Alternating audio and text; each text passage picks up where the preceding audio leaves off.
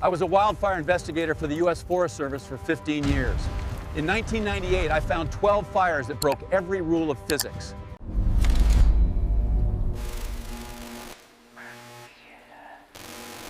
Before we get started, if you're into real stories from wildfire investigators and the unexplained things we find in the field, the cases that don't make sense, the patterns we're not supposed to talk about, hit that subscribe button right now. Drop a like if you want more content like this. And I'm genuinely curious, where are you watching from and what time is it there? Comment below. I love hearing from all of you. Now, what I'm about to tell you started in the summer of 1998 in the Pacific Northwest, and it's the reason I don't work for the Forest Service anymore. Let's get into it. My name is Dr. Erica Blackwood, and for 15 years I was a senior wildfire investigator for the U.S. Forest Service. My job was to determine the origin and cause of forest fires. Was it lightning, human negligence, arson, equipment failure? I've investigated over 300 fires across Washington, Oregon, and Northern California. I can read burn patterns like most people read books. I can tell you exactly where a fire started, how it spread, what fueled it. But in 1998, I found 12 fires that broke every rule I'd ever learned. 12 fires that started from impossible locations. 12 fires that burned in ways that shouldn't be physically possible. And they all started from inside the trees. It began on June 15, 1998, in the Olympic National Forest. A fire broke out in an old-growth section near Lake Quinault, 1,200 acres of pristine forest. Some trees over 800 years old. First responders got there fast, but by the time they arrived, the fire had already consumed 40 acres. I was assigned to investigate 3 days later, after the fire was contained. Standard procedure: examine the burn patterns, identify the point of origin, determine the cause. Usually takes a few hours, maybe a day if it's complicated. This one took me 2 weeks and I still couldn't explain it. The fire had started in the center of a Douglas fir that was 650 years old. Not at the base where lightning would strike. Not on the outside where an ember could catch. Inside. The tree had burned from the inside out. I stood in front of the blackened trunk, staring at the impossible burn pattern. The outer bark was intact for the first 6 feet, but the interior was completely carbonized. It looked like someone had inserted an incendiary device into the heartwood and detonated it. But there was no evidence of drilling. No chemical residue, no sign of human interference. My partner, Toby Chen, was as confused as I was. He'd been investigating fires for 20 years, had literally written the textbook on wildfire forensics. "This doesn't make sense," he said, running his hand over the bark. "The outer layers should burn first. That's basic fire dynamics. Heat travels outward, not inward." "Unless the ignition source was inside the tree," I said. "How?" "Trees don't spontaneously combust from the inside. They're full of moisture, especially old growth like this. Even if there was rot or decay in the heartwood, it would smolder, not explode into flame hot enough to burn through 650 years of growth rings." I collected samples from the carbonized interior. The wood had burned at extremely high temperatures, over 1,800 degrees Fahrenheit according to my thermal analysis. That's hot enough to melt glass. Normal forest fires burn at 800 to 1,200 degrees. What could generate this kind of heat inside a living tree? I asked. Toby didn't answer. He was staring at something he'd found in the ash at the base of the tree. A small object, partially melted but still recognizable. "Erica," he said quietly, "come look at this." It was a nail, an old nail, hand-forged, the kind that hadn't been manufactured since the 1800s, and carved into the head of the nail was a symbol, a circle with radiating lines like a sun or a compass rose. Yes. Native marking, Toby said. He was part Quinault himself, had grown up near these forests. My grandfather told me stories about the old loggers finding these in trees. The tribes would mark certain trees as sacred, as warnings. This symbol means do not cut. It means the tree is protected. Protected by what? I asked. By the old heat, Toby said, and his voice had gone strange, distant. That's what they called it. The fire that lives in the ancient trees. The fire that protects them from being cut or harmed. I wanted to dismiss it as folklore, as superstition, but I was holding evidence that this 650-year-old tree had burned from the inside out at temperatures that shouldn't exist in a natural forest fire. 2 weeks later, another fire, this time in the Gifford-Pinchot National Forest, 80 miles south. Same pattern. An old-growth western red cedar, 400 years old, burned from the inside out. The outer bark was intact, the interior was carbonized, and the temperatures were impossibly high. I found another nail in the ash, same symbol. 3 days after that, a fire in the Mount Baker Snoqualmie National Forest. Douglas fir, 550 years old. Inside-out burn pattern. Another nail. In 6 weeks, I investigated 7 fires across 3 national forests. All of them in old-growth stands. All of them starting from inside trees that were centuries old. All of them marked with the same symbol. The Forest Service was getting nervous. 7 major fires in 6 weeks wasn't normal, even in a hot, dry summer. They wanted answers. They wanted to know if this was arson, if someone was deliberately targeting old-growth forests. But how do you commit arson from inside a tree? How do you generate 1,800-degree heat in the heartwood of a living tree without leaving any trace of accelerants or devices? I started researching. Spent my nights in the Forest Service archives, reading old reports, looking for similar cases. Found references going back to the 1890s. Unexplained fires in old-growth forests. Trees burning from the inside. Investigators noting unusual thermal characteristics and anomalous ignition points. And I found something else. A pattern. The fires occurred in cycles. Every 10 years, like clockwork. 1,898, 1,908, 1,918, 1,928, 1,938, 1,948, 1958, 1968, 1978, 1988, and now 1998. In each cycle, between 10 and 15 old-growth trees would burn from the inside out. Always trees that were at least 200 years old. Always in remote sections of Pacific Northwest forests, always marked with the same symbol. I brought my findings to my supervisor, Director William Morrison. Laid out all the evidence, all the historical data, the 10-year pattern. He looked at me like I was losing my mind. Blackwood, are you seriously suggesting there's a recurring phenomenon that makes trees spontaneously combust from the inside every decade? I'm suggesting we don't understand what's happening here, and we need to investigate further. There's a pattern, a clear pattern, going back over a century. The pattern is confirmation bias, Morrison said. You're seeing connections that aren't there. Old-growth trees burn sometimes. It happens. Lightning strikes, internal rot creates pockets of combustible gas. There are a dozen natural explanations.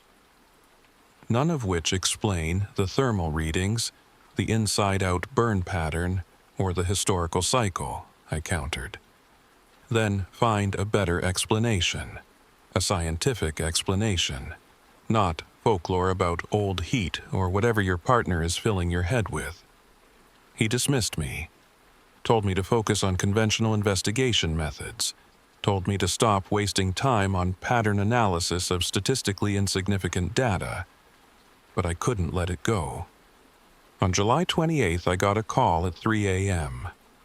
Another fire, this time in the Olympic National Forest again, about 15 miles from the first one. But this one was different. This one was still burning. I drove through the night, arrived at dawn. Smoke crews were setting up perimeters, but they weren't moving in yet. The fire was behaving strangely, they said, not spreading the way fires normally spread. I hiked in with Toby, following the smoke, found the source a mile into the forest, a Sitka spruce 700 years old, 300 feet tall, and it was burning from the inside like a chimney, flames visible through cracks in the bark, shooting up through the hollow interior, emerging from the crown like a torch. But the surrounding forest wasn't catching fire. The flames weren't spreading. It was like the tree was burning in isolation, contained by some invisible barrier. "This isn't possible," Toby whispered. But we were watching it happen. I approached as close as I dared, thermal camera in hand. The readings were off the scale, over 2,000 degrees inside the trunk, but the outer bark was only 300 degrees. The heat wasn't radiating normally. It was contained, focused, deliberate. And then I saw movement inside the tree. Through one of the cracks in the bark, in the flames, I saw something. Not wood burning, something else. Something moving with purpose, with intention. "Toby," I said, "do you see that?" He moved closer, squinting through the smoke. Then his face went pale. "Jesus Christ," he said. "There's something in there." The flames inside the tree weren't just fire. They had form, had structure, like a figure made of flame, writhing and twisting inside the trunk. And as we watched, it seemed to notice us. The flames shifted, oriented toward where we stood. A voice came from the burning tree. Not words, exactly, more like the sound of wood, cracking and popping, arranged into something that resembled human speech. "Leave. This place." I stumbled backward. Toby was already running. The tree exploded. Not violently, but like a controlled demolition. The trunk split down the middle, releasing a burst of heat and light that knocked us both to the ground. When I looked up, the tree was collapsing, falling in perfect sections, each piece landing in a carefully arranged pattern. And in the center of the collapse, where the heartwood had been, I saw something that made my hands shake as I raised my camera. A hollow cavity. And inside that cavity, arranged in a spiral, were dozens of the hand-forged nails. All of them marked with the sun symbol. All of them glowing red-hot. But there was something else. Carved into the wood of the cavity itself, in letters that were clearly very old, was a message. When the ancient ones reach 200 rings, the old heat awakens. Do not cut, do not harm. Let them burn, or they will take all. Below the message was a date, 1798. This warning was 200 years old. I photographed everything, collected samples, documented the nail arrangement, the cavity, the carved message. This wasn't natural. This wasn't random. This was deliberate, intentional. But intentional by whom? Or what? By the time the smoke crews arrived to extinguish the remains, the cavity had cooled enough that the nails were safe to collect. I took 3 of them, sealed them in evidence bags. Back at the lab, I examined them under microscope. The iron was very old. The forging technique consistent with late 18th or early 19th century blacksmithing. But there was something else. The iron contained traces of an unknown compound, something that my spectrometer couldn't identify, that wasn't in any database I had access to. Toby did some research through his tribal connections, came back with stories. The Quinault and Salish tribes have legends about the old heat, he said. They say that some trees, the oldest ones, the ones that have stood for hundreds of years, develop something inside them. A spirit, a consciousness, a protective force. When the trees reach a certain age, this force awakens. It protects the tree from being cut, from being harmed. And if someone tries to harm an old tree, the old heat burns it from the inside, sacrificing the tree to prevent it from being cut. Why would it sacrifice the tree to save the tree? I asked. Because if the tree is cut, if it's removed and turned into lumber, the old heat escapes. It spreads, it burns everything. But if the tree burns itself from the inside, the old heat is contained. The sacrifice of one tree saves the forest. That's just folklore, I said, but my voice lacked conviction. Is it? Toby asked. You've seen 7 trees burn from the inside. You've seen the pattern going back a century. You watched something move in the flames. You read the warning carved 200 years ago. How much evidence do you need? On August 3rd, 3 more fires in one day. All old growth. All inside-out burns. All marked with nails. The Forest Service was in crisis mode. Director Morrison called an emergency meeting. All senior investigators, all regional managers. They wanted a unified theory, a single explanation they could give to the media and the public. I presented my findings. The historical pattern, the thermal anomalies, the 1798 warning, the tribal legends about the old heat. The room went silent. Then Morrison spoke. Dr. Blackwood, are you seriously suggesting that we tell the public that trees are spontaneously combusting due to some kind of supernatural force? I'm suggesting we tell them the truth, I said. That we don't fully understand what's happening, but there's a clear historical pattern that suggests nothing. Morrison cut me off. What you're describing is scientifically impossible. Trees don't have consciousness. They don't develop protective spirits, and they certainly don't burn themselves from the inside out to prevent being cut. Then how do you explain the evidence? I demanded. I explain it as a series of unusual but ultimately natural occurrences that you've connected through confirmation bias and exposure to local folklore. I'm removing you from these investigations, effective immediately. You're too close to this, too invested in finding a supernatural explanation where a natural one exists. You're making a mistake, I said. No, Dr. Blackwood. You made the mistake. You let folklore and superstition compromise your scientific objectivity. You're on administrative leave pending a review of your recent work. Toby Chen will be reassigned. These investigations will be handed to other teams who can approach them rationally. I stood up. In 2 weeks, there will be more fires. Trees that are at least 200 years old, in remote, old-growth stands. And they'll burn from the inside out at impossible temperatures. When that happens, when more trees burn and you still don't have answers, you'll wish you'd listened to me. Security will escort you out, Morrison said. They took my badge, my access to the lab, my case files, everything. But they didn't take the 3 nails I'd collected. Those were still in my personal vehicle, still in evidence bags, and they didn't take the knowledge I'd accumulated.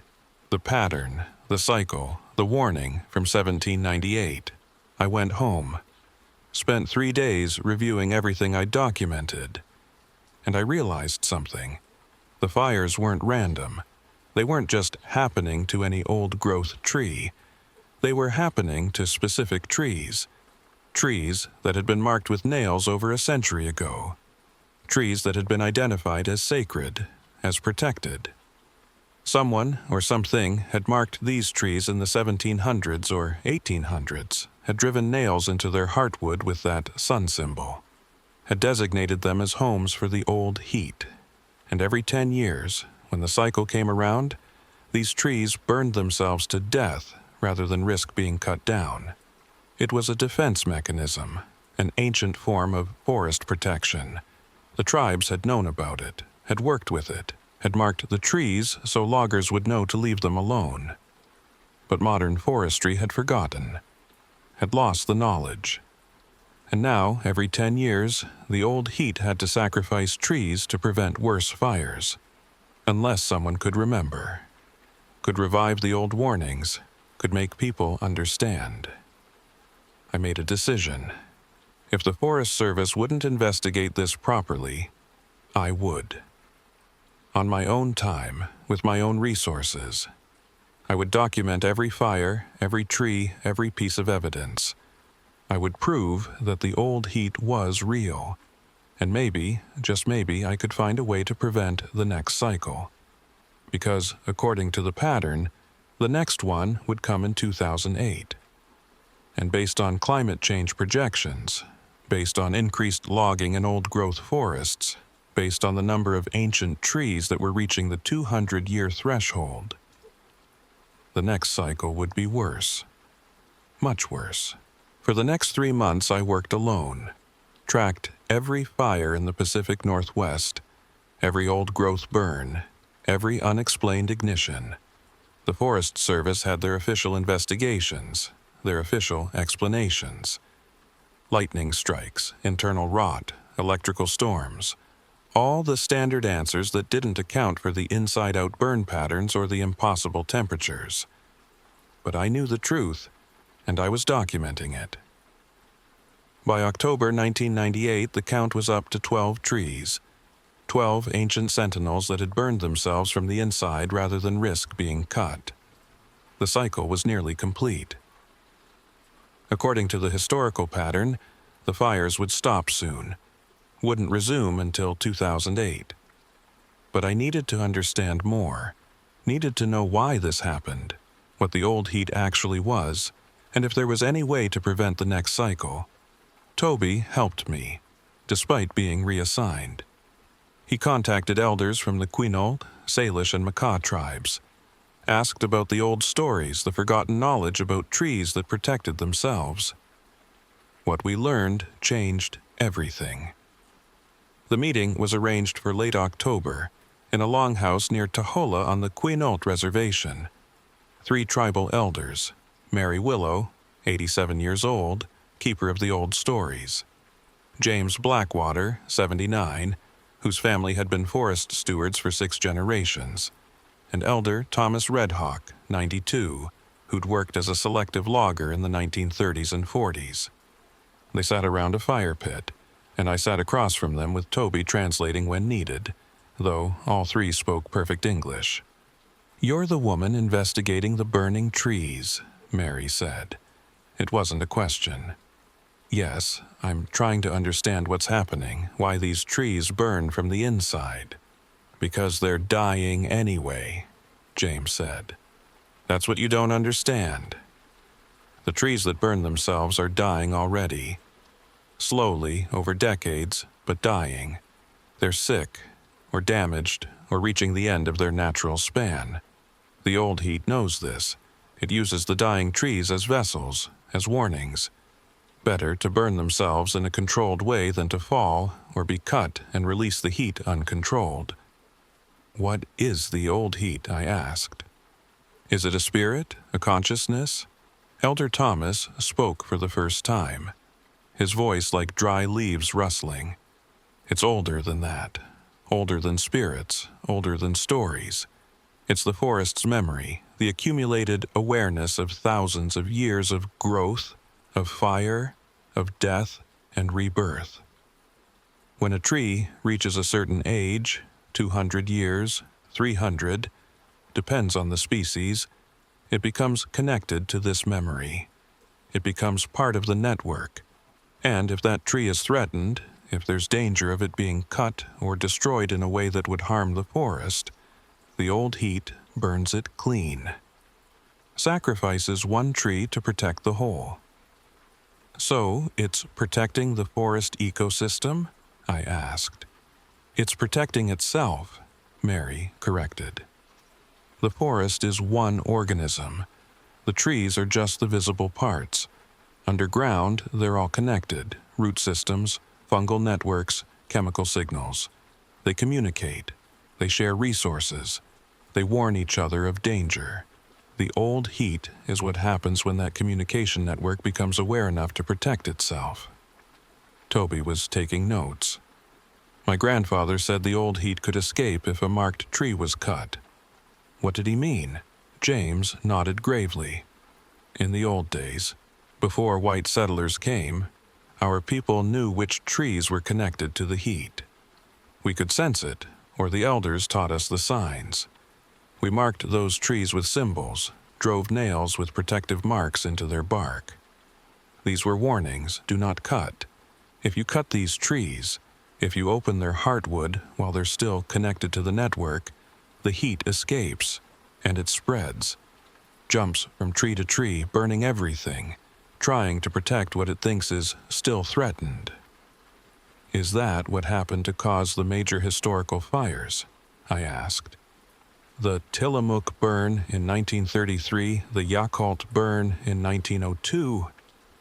The three elders exchanged looks. We don't talk about those, Mary finally said. But yes, those weren't natural fires. Those were the result of loggers cutting marked trees. The old heat escaped, burned hundreds of thousands of acres before it finally exhausted itself. I felt cold despite the fire pit. Are you telling me that the worst forest fires in Pacific Northwest history were caused by cutting trees that were connected to this network? We're saying that the forest has ways of protecting itself that modern forestry doesn't understand, Elder Thomas said. And when you ignore those protections, when you cut without respecting the old ways, there are consequences. Can it be stopped? Toby asked. The cycle, the burnings, can they be prevented? Only one way, James said. Respect the markers. When you find a tree with the old nails, with the sun symbol, you leave it alone. You protect it. You let it live out its natural span. When it's ready to fall, when it's truly dying, the old heat will burn it clean and safe. But if you try to cut it while it's still strong, while it's still connected— He didn't need to finish the sentence. I left that meeting with more questions than answers, but one thing was clear. The Forest Service needed to know about this. Not the mystical aspects they'd never believe, but the practical danger. There were trees out there marked with the old nails, trees connected to whatever the old heat was, and if logging operations cut them, the next Tillamook burn could happen anywhere. I tried to contact Director Morrison. He wouldn't take my calls. Tried to email my findings to the regional office. The emails bounced back. My access to Forest Service systems had been revoked. I was shut out, officially silenced, but I still had the evidence. The nail samples, the documentation, the historical pattern. I could publish independently, could get the information out through academic journals or environmental organizations. I started writing a paper. Anomalous Thermal Events in Old-Growth Forest Stands, a historical analysis of cyclical fire patterns, 1898 to 1998. I never finished it. On November 3rd, I got a call from an unknown number. A woman's voice, professional but urgent. Dr. Blackwood? This is Janet Kearney. I'm a staff attorney with Cascade Timber Corporation. I need to speak with you about some trees you've been investigating. Cascade Timber, one of the largest logging operations in the Pacific Northwest. I'm not with the Forest Service anymore, I said. You should contact them directly. We have. They've been less than helpful, but we've become aware of your independent research regarding certain old-growth specimens, specifically trees marked with iron nails containing unusual symbols. My blood went cold. How do you know about my research? Dr. Blackwood, Cascade Timber has cutting contracts for several national forest parcels. We conduct our own environmental assessments before operations begin. In the past 2 months, our survey teams have identified 43 old-growth trees bearing the markers you've been studying. We need to know if these trees pose any safety risk to our operations. 43 trees. 43 marked trees that Cascade was planning to cut. Don't cut them, I said immediately. Those markers are warnings. Those trees are dangerous. Dangerous how? Our assessment shows they're healthy specimens, prime lumber quality. The iron nails are historic, probably from 19th century surveying efforts. They don't pose any structural risk. The risk isn't structural, I said. If you cut those trees, you'll trigger a fire. A massive fire. It's happened before. The Tillamook burn, the Yakult burn. Every major uncontrolled fire in this region's history has been linked to cutting marked old growth. There was a pause. Dr. Blackwood, are you suggesting that cutting trees causes them to spontaneously combust? I'm suggesting that those trees are part of a broader forest ecosystem that has defense mechanisms we don't fully understand. The historical evidence is clear. When marked trees are cut, major fires follow. If you cut 43 of them simultaneously, Dr. Blackwood, I appreciate your concern, but Cascade Timber operates on scientific principles and federal regulations. We can't halt millions of dollars in contracted operations based on folklore and correlation that doesn't imply causation. However, out of an abundance of caution, we'd like to hire you as a consultant. Come out to one of our sites, observe our safety protocols, advise us on any legitimate concerns you might have. We're offering $10,000 for 2 days of your time. It was a bribe, or a trap, or both. But it was also access. A chance to see the marked trees before they were cut. A chance to document them, to convince someone, anyone, that cutting them would be catastrophic. When? I asked. This weekend. Our Site 7 operation in the Gifford-Pinchot Forest. We'll start cutting Monday morning. This is your opportunity to inspect the trees and provide input. I agreed. I had no choice. Site 7 was deep in the Gifford-Pinchot, a 200-acre parcel designated for selective logging.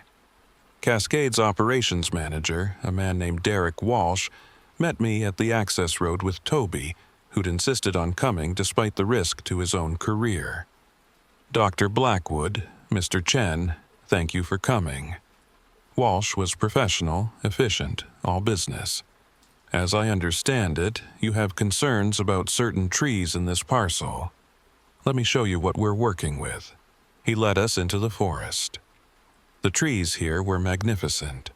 Douglas fir, western red cedar, Sitka spruce, some of them over 400 years old. This was old-growth forest, the kind that barely existed anymore.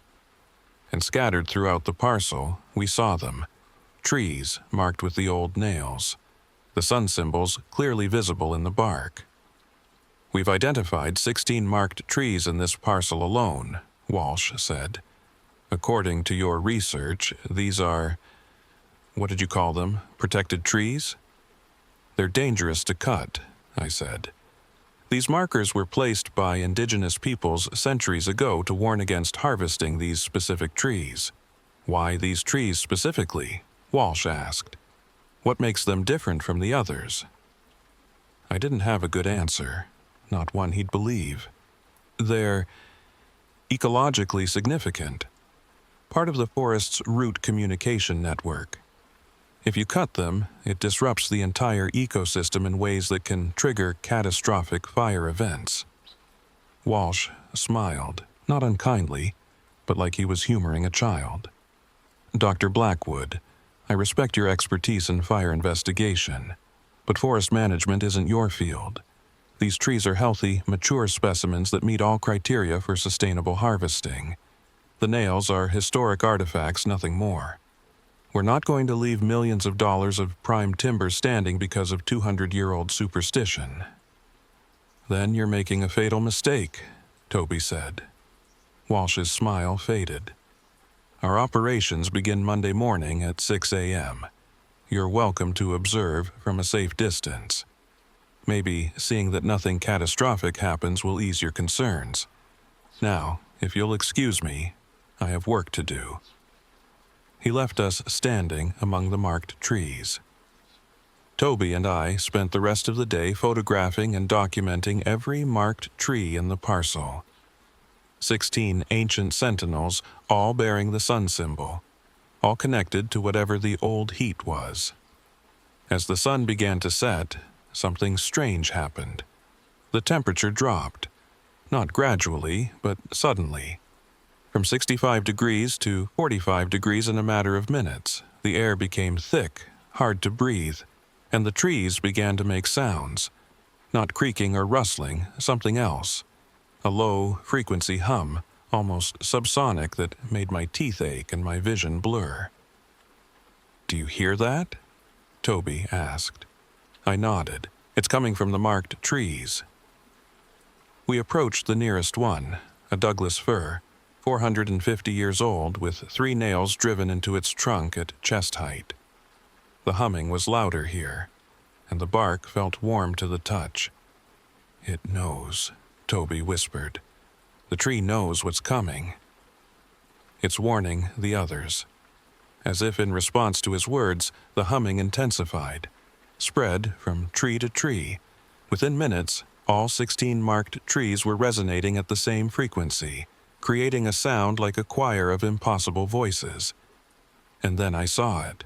In the fading light, barely visible, a glow coming from inside the trees.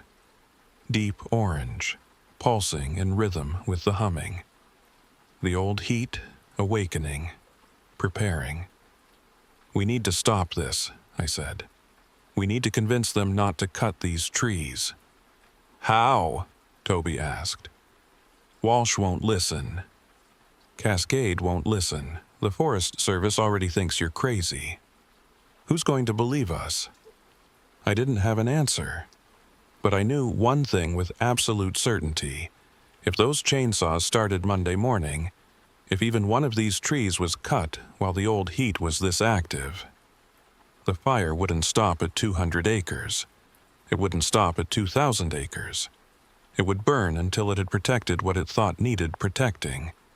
It would burn everything. That night, I couldn't sleep. Kept thinking about the humming trees, the glow from within, the warmth of bark that should have been cold in the November air. At 2 a.m., my phone rang. "Toby. Erica, you need to see this. I'm at Site 7. Something's happening." I drove back to the forest, found Toby at the access road. His face was pale in the moonlight. "3 of the marked trees," he said. "They're burning." We ran into the forest. I could smell smoke before I could see the flames. Found the 3 trees easily. They were lit up like torches, burning from the inside out, flames visible through cracks in their bark. But the fire wasn't spreading. Just like the tree I'd witnessed in July, the flames were contained, isolated. The surrounding forest was untouched. "They're sacrificing themselves," Toby said.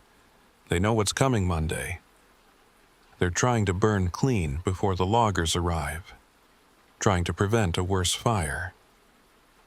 I watched the ancient trees immolate themselves, felt the intense heat radiating from their cores.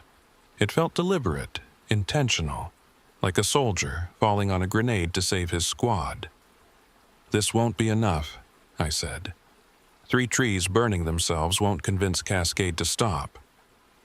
They'll just see 3 fewer trees to cut. They'll move forward with the operation. Then what do we do? I looked at the burning trees, at the 13 others that were still standing, still humming, still preparing for what they knew was coming. "We stop them," I said. "Whatever it takes, we stop the cutting." "How?" I didn't answer. Because the only idea I had was illegal, dangerous, and would destroy what was left of my career. But it might be the only way to prevent a catastrophe. Sunday morning, I made the calls, contacted every environmental group I knew, every activist organization, every journalist who'd shown interest in old-growth protection. Told them about Site 7, about the marked trees, about Cascade's Monday morning operation. By Sunday afternoon, we had 40 people at the site. Protesters, activists, tribal members who'd heard from Toby's connections. They locked arms around the marked trees, set up camps, declared they wouldn't move. Cascade called the police. The police called the Forest Service. The Forest Service called the FBI. By Sunday evening, it was a media circus. News crews, federal agents, environmental lawyers, everyone demanding answers, everyone taking sides, and through it all, the 13 remaining marked trees hummed their warning. Glowed with internal heat, prepared for what they knew was inevitable. Director Morrison showed up at midnight, flanked by federal marshals. Saw me in the crowd of protesters and went white with rage. "Blackwood, what the hell do you think you're doing?" "Preventing a disaster," I said. "If Cascade cuts these trees tomorrow, if they cut them while the old heat is this active, we'll have an uncontrolled burn that'll make the Tillamook burn look like a campfire." "You're delusional," Morrison said. "You're facing federal charges, trespassing, inciting illegal protest, interfering with contracted operations." A sound cut him off. A crack like thunder. One of the marked trees, a western red cedar 380 years old, split down the middle. Not burning, not falling. Just opening like a door.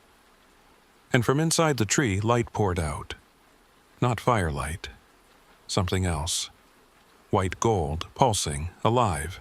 The old heat, fully awakened. Everyone stopped. Protesters, police, federal agents, news crews, all of us staring at the impossible light bleeding from inside an ancient tree. A voice came from the light, not quite sound, not quite thought, somewhere between. "You have been warned. You have been told. These vessels are chosen. These vessels are protected. Cut them and face the consequence." The tree sealed itself. The light faded. The humming stopped. In the sudden silence, Director Morrison looked at me with something that might have been fear. "What the hell was that?" he whispered. "That," I said, "was the forest telling you to listen.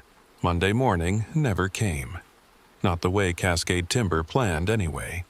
At 4 a.m., while we were all camped around the marked trees, protesters, journalists, federal agents, everyone caught between belief and disbelief. The forest made its decision.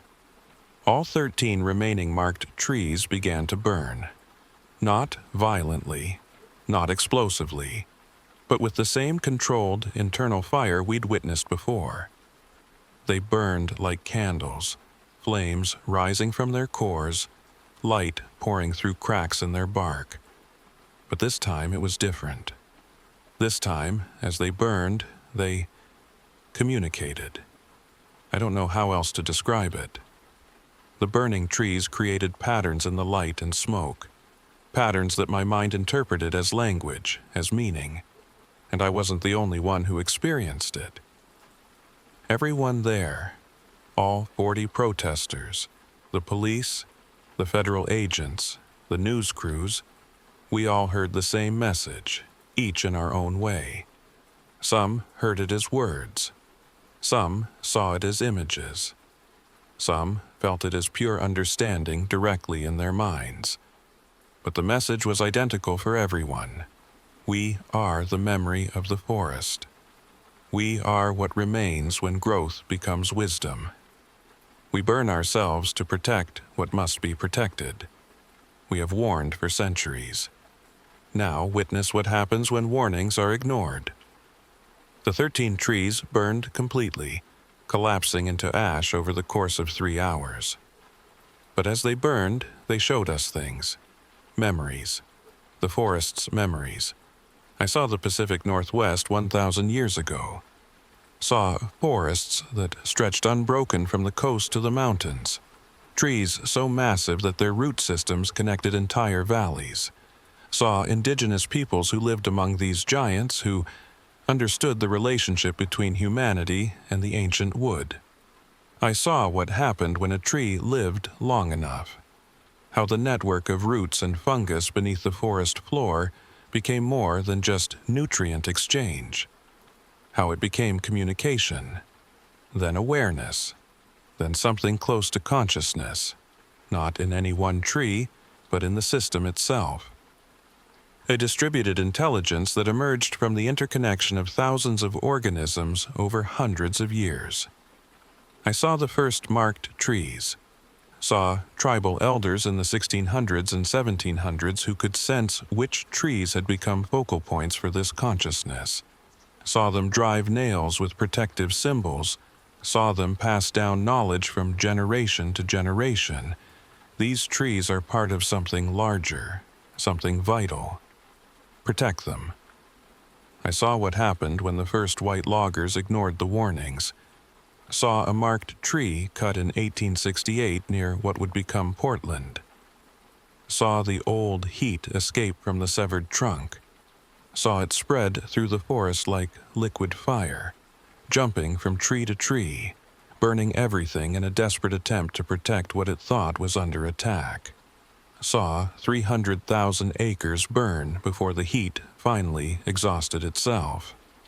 I saw the Tillamook burn of 1933. Saw loggers cut 16 marked trees in a single operation. Saw the resulting firestorm consume 240,000 acres, kill dozens of people, destroy entire communities, all because the forest's defense mechanism had been triggered.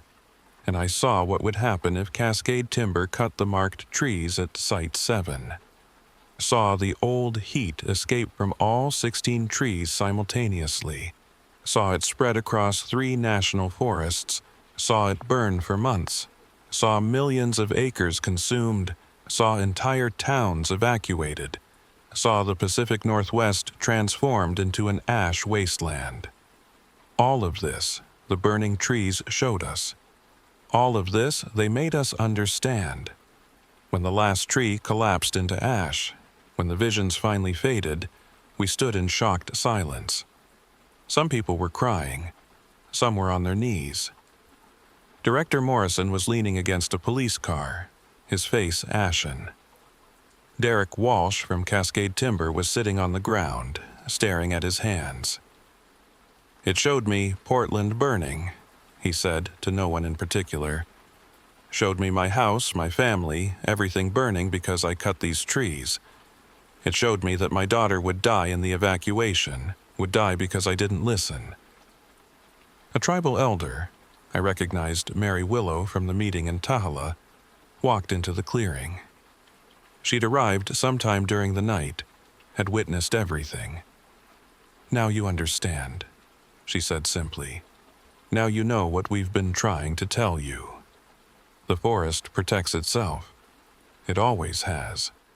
And when we ignore that protection, when we take without respect, there are consequences." Morrison found his voice. This isn't possible. What we just saw, what we experienced, it's not scientifically possible." "Your science is young," Mary said. "The forest is old. There are things that exist, whether your science accepts them or not. The old heat is one of those things. It has been here for thousands of years. It will be here for thousands more. The question is whether humanity learns to live alongside it, or whether we keep forcing it to defend itself. The news crews got everything on camera. The burning trees, the light patterns, the communal vision that dozens of witnesses could verify. Within hours, it was national news. Within days, international. Scientists descended on Site 7, analyzed the ash, studied the nail samples I'd collected. They found the same unknown compound I'd discovered months earlier. Found evidence of thermal reactions that didn't match any known combustion process. found root systems beneath the marked trees that showed unusual electrical activity, unusual chemical signatures. They couldn't explain it, but they couldn't deny it. The federal government launched an investigation. The Forest Service, the Department of the Interior, even the CDC got involved. Everyone wanted to understand what the old heat was, how it worked, whether it posed a danger to the public. I spent 3 weeks being interviewed, debriefed, analyzed. They wanted to know everything I'd learned, everything the visions had shown me. I told them the truth. The old heat was the forest's immune system, its way of protecting vital components of the ecosystem. And we'd been triggering that immune system for centuries by cutting trees we shouldn't cut. So, how do we prevent it? The federal investigators asked. How do we log safely without triggering these defensive responses? You respect the markers, I said. You leave the marked trees alone. You listen to the indigenous knowledge that's been passed down for generations. You accept that some trees are more valuable standing than cut. That's not economically viable, one investigator said. The marked trees represent millions of dollars in premium lumber. We can't just leave them.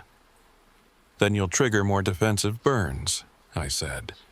And eventually, one of them will be catastrophic. The old heat doesn't understand economics. It only understands protection. Keep threatening what it protects, and it'll keep defending itself. The only question is how much forest you're willing to lose in the process. 3 months later, in February 1999, the federal government issued new guidelines for old-growth logging in the Pacific Northwest. Any tree bearing pre-industrial iron markers was to be designated as culturally and ecologically significant and removed from harvesting consideration. Logging operations had to include tribal consultants who could identify which trees were part of the old heat network. Cascade Timber challenged the guidelines in court. Lost. Appeals court upheld the decision. The Supreme Court declined to hear the case. The marked trees were protected. Finally, officially. Director Morrison retired 3 months after the Site 7 incident. The Forest Service offered me my job back, offered me a promotion, offered me my own research division to study the old heat phenomenon. I declined. I'd seen enough, knew enough. Understood that some mysteries weren't meant to be fully solved, some forces weren't meant to be fully understood. Instead, I took a position with the Quinault tribe as a forest steward advisor. Worked with Mary Willow and other elders to document the old knowledge, to identify other marked trees before loggers could reach them, to teach a new generation about the forest's defenses. Toby stayed with the Forest Service, became their liaison to tribal forestry programs. Together, we mapped over 300 marked trees across Washington, Oregon, and Northern California. Protected them, honored them. The next cycle came in 2008, as predicted. 6 trees burned themselves from the inside. All of them were dying anyway. Disease, lightning damage, age. The old heat let them burn clean and contained. No catastrophic fires, no escaped burns, just the natural sacrifice of trees that had reached the end of their lifespan. The cycle repeated in 2018. 4 trees that time. Fewer because we were protecting the others better, understanding the network better. We learned that the old heat wasn't malicious or hostile. It was protective, defensive. Like an immune system attacking a virus, it attacked perceived threats to the forest. But if you didn't threaten the forest, if you worked with it instead of against it, the old heat left you alone. We learned that the marked trees were like neurons in a vast network. Not conscious individually, but part of a larger consciousness that emerged from their connections. Cut too many of them, and you damaged the network. Triggered defense mechanisms, caused fires.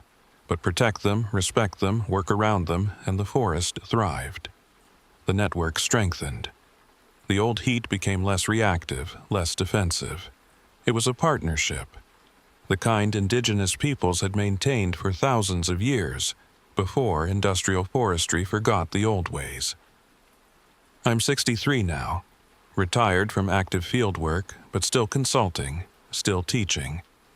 I've spent the last 26 years studying the old heat, documenting it, protecting it, and I've learned something important. The old heat isn't unique to the Pacific Northwest.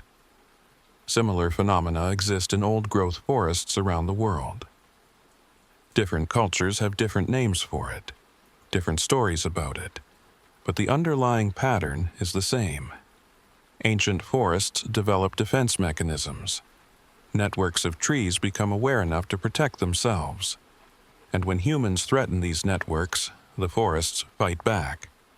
Climate change is making it worse.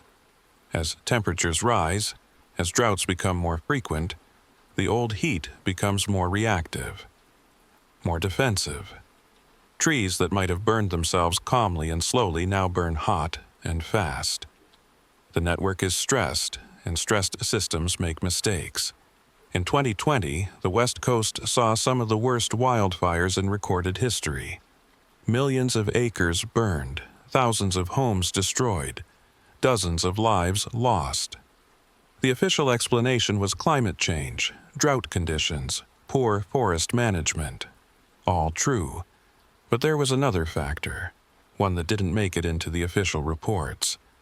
Illegal logging operations had cut 7 marked trees in Northern California. The old heat responded, started defensive burns that merged with existing wildfires that created firestorms no one could control.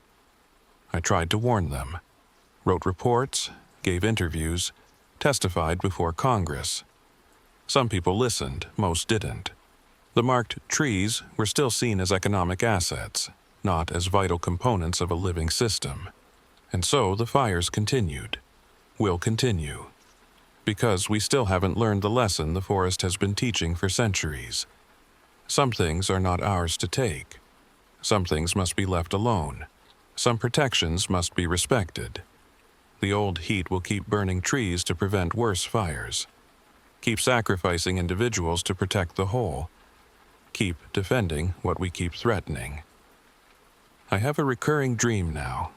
In it, I'm standing in an old-growth forest, surrounded by trees that are hundreds of years old. They're humming, glowing from within, preparing for something. And I ask them, how long will you keep fighting?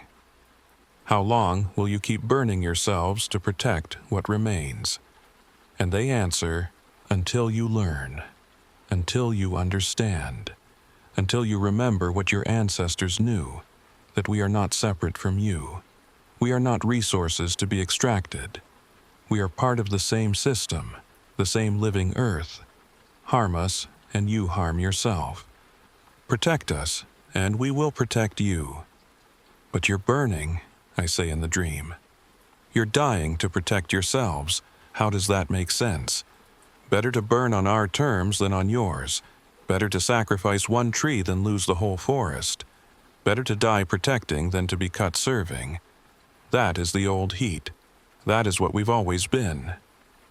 I wake from these dreams with tears on my face, because I understand. Finally, completely understand. The old heat isn't a defense mechanism. It's a sacrifice. The forest giving up individual trees to save the whole. Ancient wisdom choosing death over enslavement. Life protecting life in the only way it knows how.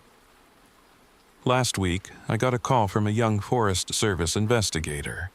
She'd found a tree burning from the inside near Olympic National Forest. Wanted my expertise. I drove out to see it. A Douglas fir, 450 years old, marked with 3 nails bearing the sun symbol. Burning clean and controlled, flames rising from its core, light pouring through the cracks in its bark.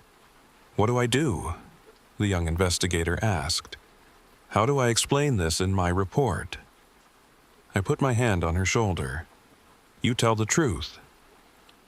You say the tree burned from the inside out due to natural ecosystem defense mechanisms. You say it's been documented for over a century. You say it's the forest protecting itself. And you recommend that any other marked trees in the area be designated as protected. Will anyone believe me? She asked.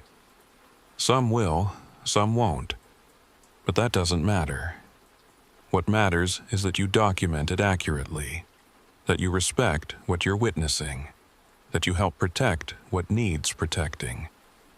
We stood together and watched the tree burn, watched 450 years of growth consume itself in controlled flame, watched the old heat do what it's done for centuries, protect sacrifice. Remember, the tree fell at sunset, collapsed into ash and embers, and as it fell, I could swear I heard it whisper one last message. Thank you for listening. Thank you for learning. Tell the others. Pass down the knowledge. The old heat will always be here. The question is whether humanity will learn to live alongside it, or whether we'll keep forcing it to burn. I'll keep telling the story. Keep teaching the lesson. Keep protecting the marked trees. Because the alternative, the world where we cut every ancient tree, where we trigger the old heat over and over, where the forests burn themselves into extinction trying to protect what remains, that alternative is too horrific to consider. The old heat is the forest's last defense, its final warning, its ultimate sacrifice. We need to start listening before it's too late.